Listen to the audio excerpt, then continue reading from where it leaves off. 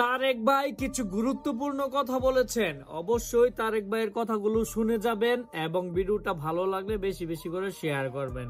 আগে তারেক ভাইয়ের কথাগুলো শুনেন।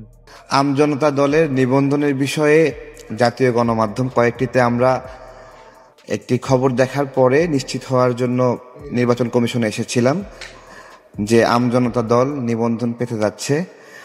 তো আমরা সিনিয়র সচিব স্যার ওনার সাথে কথা বলার পরে বিষয়টা নিশ্চিত হয়েছি যে হ্যাঁ, আমাদের শর্তগুলো পূরণ হয়েছে।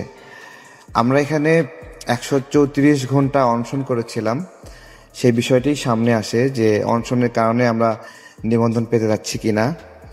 দেখুন, যেদিন আমরা অনশনটা ভেঙেছি সেদিন কিন্তু আমাদেরকে নিবন্ধন দেওয়া হয়নি এবং একটি শর্ত দেওয়া হয়েছিল যে আমরা আপিল করলে তারা পুনরায় তদন্ত করবে।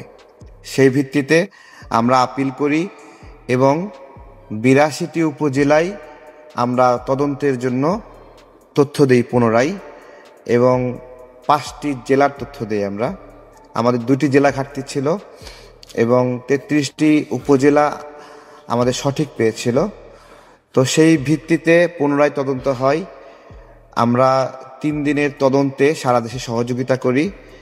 আলহামদুলিল্লাহ, নির্বাচন কমিশনের মাঠ পর্যায়ে দায়িত্বশীল যারা আছেন তারা সহযোগিতা করেছেন এবং কেন্দ্রীয়ভাবেও যারা দায়িত্বশীল আছে তারাও সহযোগিতা করেছেন।